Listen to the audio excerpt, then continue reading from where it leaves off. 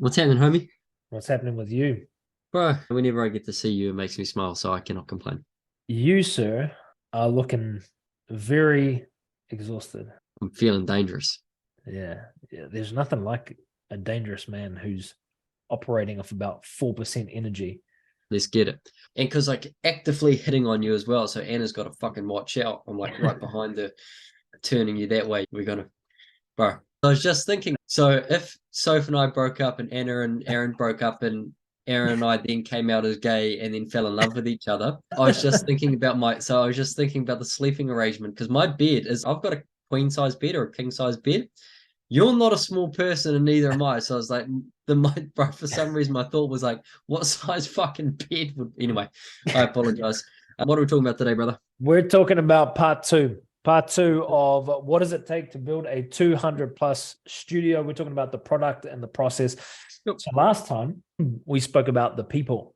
Yep. We spoke at length about the owner, about Yep. the team and the culture from the staff level, and then we talked about the studio culture as well. So in order to have a good functioning studio that can grow to 200 members, you need the recipe of the three P's: people, product, process. In this episode, we're going to break down the other two parts, which are the product and the process. When we look at the product, we're really going to look at the delivery. I think one of the misconceptions around the product of fitness is that people get so caught up about the equipment. They get so caught up about the modality. And then you get so caught up about the sessions, right? We've got these good dumbbells, kettlebells. We've got this type of rower. Altitude training. Yeah. Who gives a crap, man? No one cares, man. If I think about my parents, they just haven't exercised for like years. If they decide tomorrow to go to a gym, they're not going to be looking for a place with the best rowers, right? They're going to go, how do I get, what's that? I used to row. It really fucking annoys me when people call them rowers. It's an erg. ERG. But they're not going to be thinking about what's the place with the best machines. They're going to be saying, how do I get to the goal that I want? How do I get to the body weight that I want? How do I get to the health marker that I want to achieve? Okay, let's have the same conversation that I have with each one of our clients. And I know you've gone through this before, but take it from their point of view and I'll ask the same questions. So the first thing, one of the things that we go through with our clients to start with is what do you provide? What do you sell? What is the purpose of your gym? The way we get to that is I ask the client, I say, so Aaron, do you work out?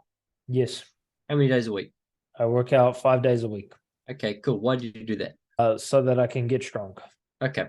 What about getting strong is important to you? So that I can feel like a beast. Okay. So you like to feel good. Yeah. Being strong makes you feel good? Yeah. Okay. What else does going to the gym give you other than feeling good? What do you like to see in the mirror? What do you like about yourself? I like to feel jacked and juicy. You like to feel jacked and juicy? Cool. And feeling jacked and juicy, how does that impact your life? Makes me feel more confident. Makes me feel more confident. Because let's be realistic. Does Anna want a fat husband? No. No. Kids don't want a fat dad? No. No. Okay. So if you stop training, let's say you stop training for a week, how do you feel about yourself? Crap. Crap. Okay. And if you stop training, let's say you gained a bunch of weight. Let's say you gained 10, 15 kilos, right? For our freedom unit loving homies, that's 25, 30 pounds. How would you feel about yourself if you were 10 kilos heavier? I would feel terrible. Less energy, less productivity, less confident. Cool. Draw me a picture. What would you see in the mirror if that 10 kilos heavier person was looking back at you? Be fat. Love handles, titties. Cool. Do you like that person? Nah. No. Okay. So you're the current under 120 kilo Commonwealth champion for powerlifting. And the reason you go to the gym is not even just for the strength, but because being strong and going to the gym and all of that stuff makes you feel good, right? Yep. Okay. So it's interesting. I go to the gym for the exact same reason. Now, when we talk to owners, when we have the conversation with the owners, it's the exact same conversation, right? The average gym owner is obviously in better shape than the average person.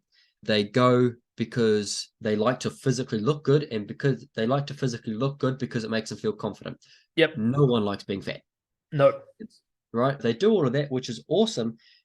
The reason that you go to the gym, the reason that Aaron goes to the gym, the reason that I go to the gym is all exactly the same as the exact same reason your client goes to a gym.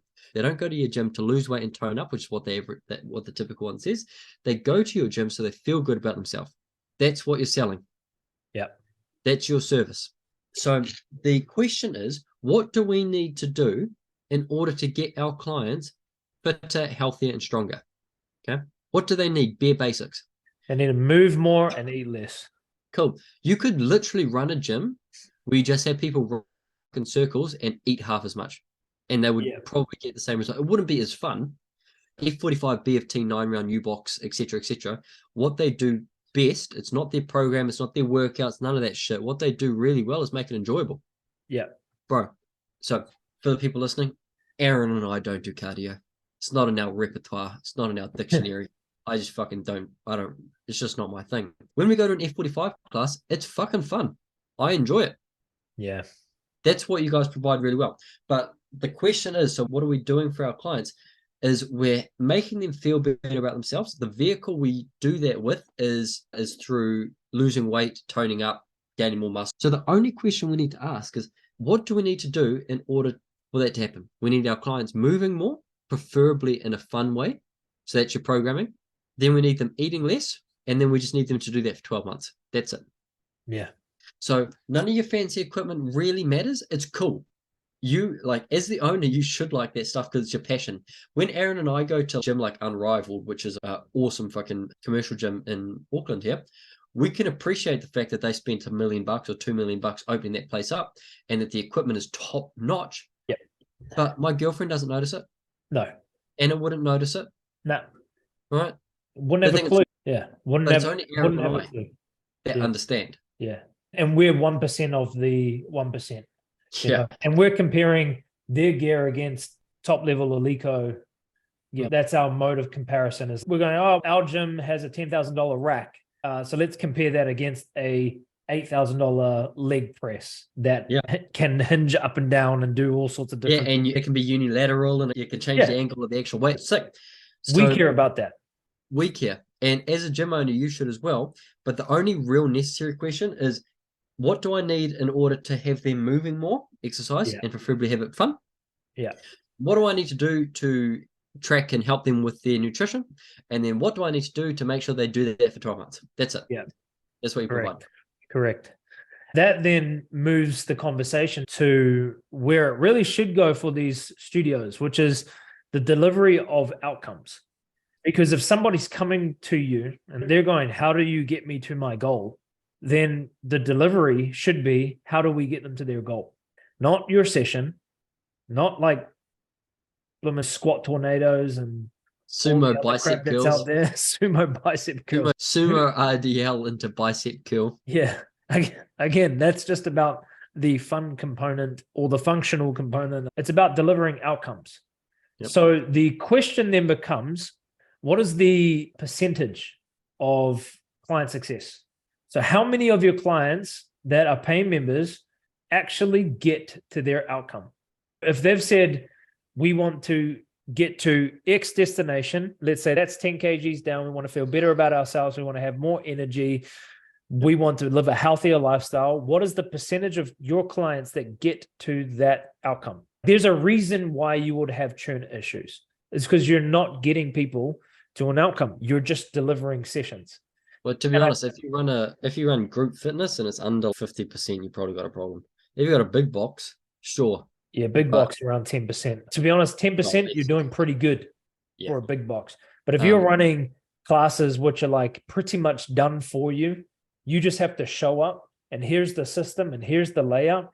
If you're not adding mindset coaching, habit coaching, nutrition coaching, accountability to all of the things that you currently deliver, then you're not going to get somebody to their outcome. And if you're not getting someone to their outcome, then they will leave because they will fall out because they hold old patterns and old beliefs and old habits. You're probably not their third place. You're probably just a thing that is disruptive and they resist it every single day to turn up there. Sure, your sessions might be fun, but then if they're not eating less at home, they're probably still fat. In fact, some of the research actually shows that if you increase your activity, you get hungrier. If you don't have proper nutrition that, looks at satiety, then people eat more. And this is why, in large part, a lot of people that increase their activity, they actually stay at the same level of weight, is because they've increased their calorie expenditure. And then naturally that creates more hunger to increase their calorie intake. So it can't just be about delivering your sessions. It's got to be about getting them to the outcome. So that changes the delivery. And then that means that we have to add things like an onboarding process, and we have to add a coaching component, an outside of session coaching component. And we have to look at accountability. So are they showing up? Are we tracking attendance? Right? Are we checking in on client progress? Are we doing any sort of measurements?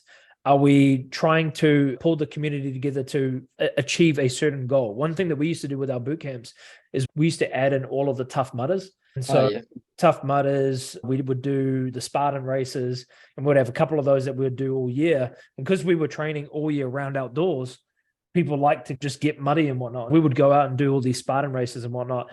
And they're freaking awesome, man. But you've got to be fit for that stuff. You've got to be able to climb. You've got to be able to swim in like just the worst conditions. But they would love it.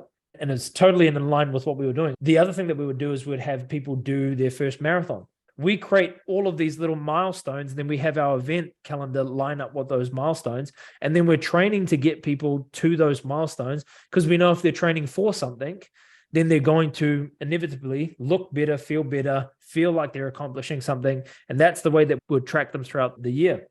And if that stuff doesn't exist, you're going to have a real hard time keeping people inside of the studio. Now, the second thing to the product side of things is the pricing. If your product's not priced well, then it doesn't matter how good your sessions are.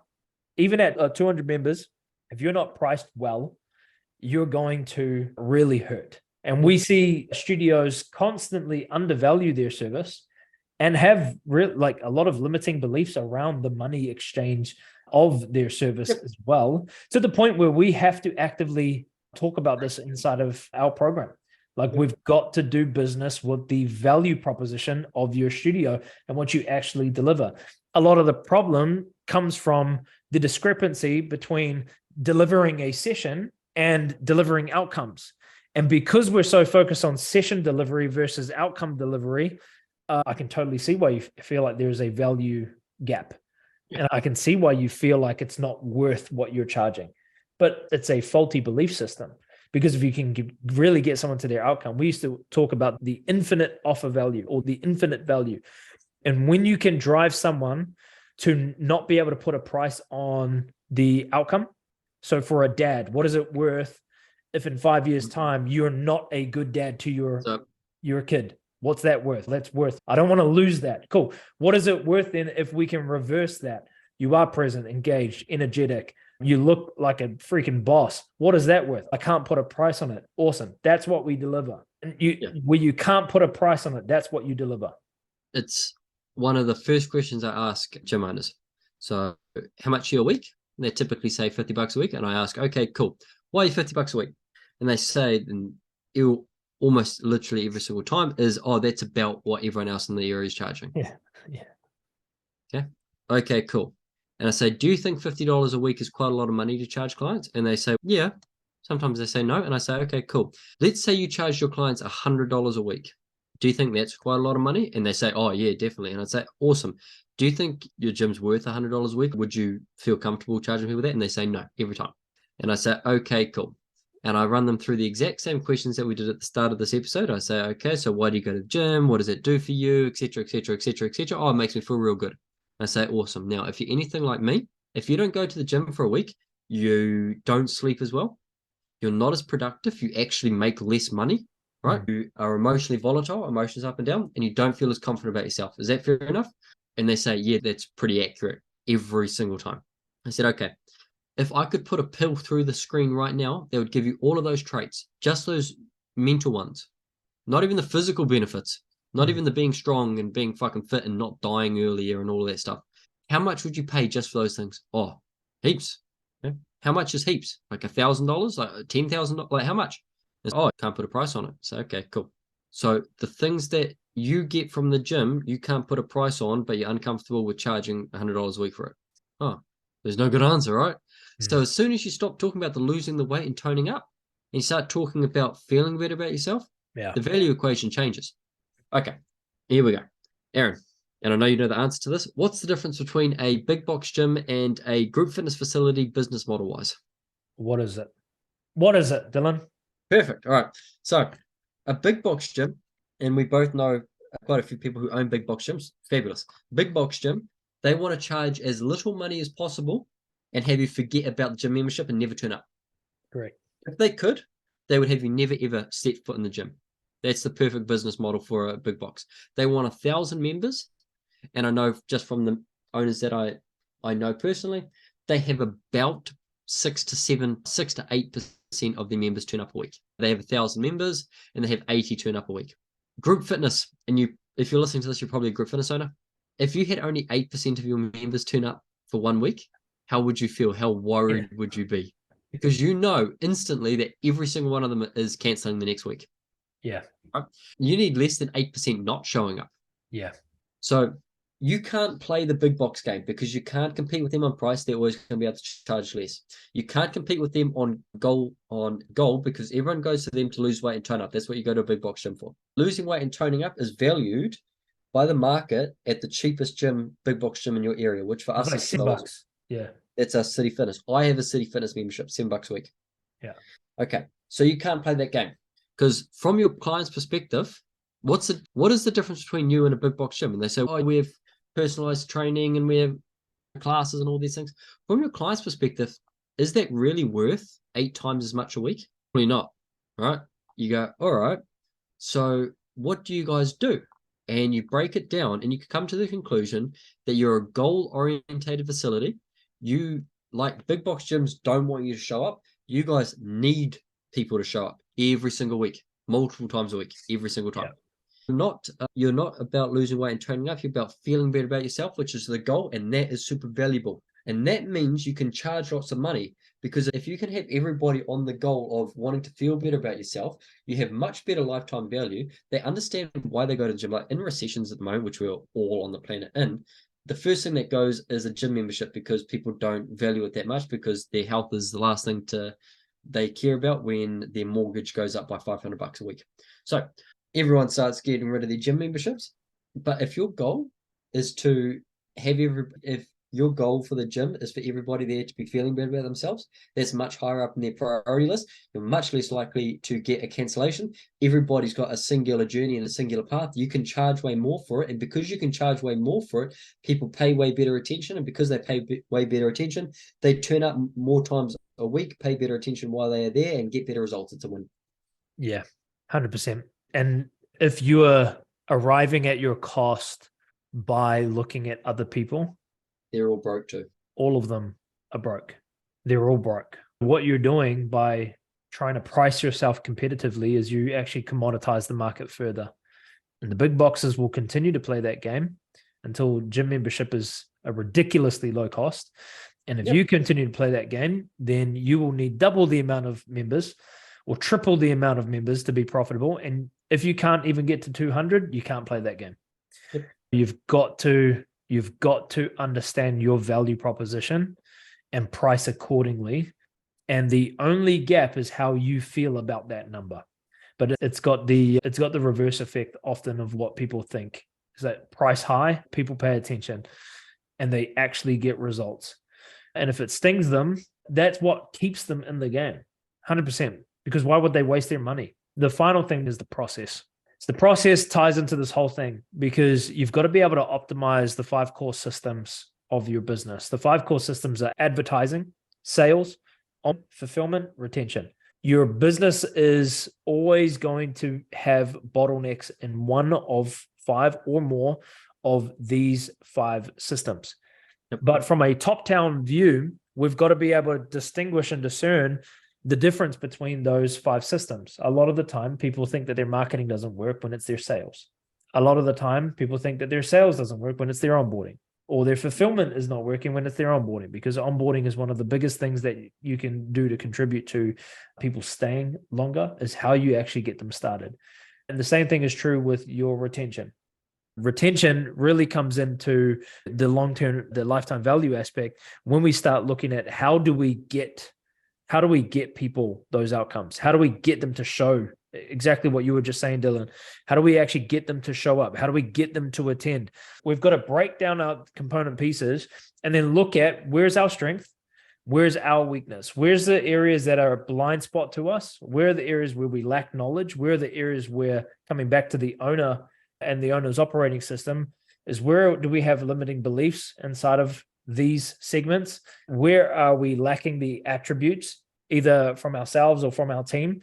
In sales, you're going to need to be highly persistent. In organic marketing, you're going to have to be highly persistent, and you're going to have to be resistant to no. No should not hurt you at all emotionally. You just move on. It's a volume game. It's a numbers game. When it comes to retention and someone wants to leave, you've got to be able to collide with and confront.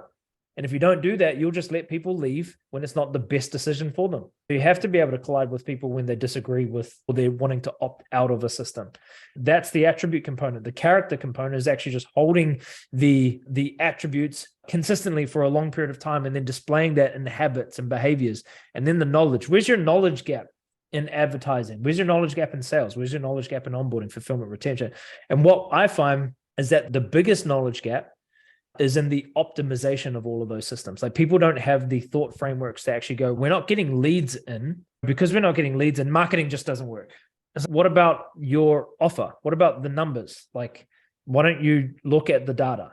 Why don't you look at the creative and the copy and the offer? Why don't you look at those things and actually just try and test those variables? Oh, we don't have the right leads coming into our system. Okay, cool. So why don't you apply some qualification to your marketing? Why don't you add just a step in the mix so that you can increase the qualification? Oh, people are just not selling. So are you recording your sessions? What are you actually saying? Are you following the scripts? Are you following up with them? People aren't showing. Like, we're so quick to look at the problems in the system and not understand that every time that there is a problem, all it's doing is exposing the next opportunity. Because if you were to just close the door on that little part of your business, you would exponentially grow. And it's cool. That's the problem in my business right now. Let's try and give all of our attention and resources to solving that problem. Because if we solve that problem, we open up the floodgates again. But instead, we treat it like a really bad relationship, and we want to divorce from the problem and get a new partner straight away. This girlfriend don't work. I'm going to wipe my hands with that. And next girlfriend. It's like, that's not how marriage works, right? You got to stick in for the long haul. And I don't know that part about this person. Cool. You're stuck. And because you're stuck, you optimize around it. And we don't treat our businesses like that. We treat it more like a date offer, a dating app. And we just on to the next. And it's like, if you're always constantly switching, maybe you are the problem. Yeah, and if it's everywhere you go, yeah, maybe pick your own boots first. Yeah. And we see this all the time in the acquisition game. The marketing agency acquisition hamster wheel. This marketing agency promises that you're going to get leads. The leads come through. Oh, but the leads are bad quality. Okay, I'm going to give up on this marketing agency. Go to the next one. You've tried out 50 different marketing agencies and they all suck. And it's like, maybe it's just you. Maybe you just don't know how to optimize your system. Because if none of them work, then, and they're working for other studios, then maybe the common denominator is just the way that you're thinking about your business. And I would love it for businesses to be able to learn how to optimize each one of those component parts so that they could get the results that they deserve and that their members deserve. And I would say that this is the fundamental flaw when it comes to the process. So we don't know how to think about it. We don't know how to optimize it. And because of that, we feel stuck at 100 members. And that's the only thing keeping you there. You just don't know how to think about the component pieces of your business. Anyway, that's it for part 2 of this conversation. How do you build or what does it take to build a 200 plus studio? Hopefully there's been some value inside of this. If you want to learn more or learn how we do it, then I'm sure there's going to be some link somewhere in the show notes. Yeah, there'll be a link below. Either that or go to 1rmstudiogrowth.com. Yeah. Hey, that's it. We'll catch you next time. See you soon.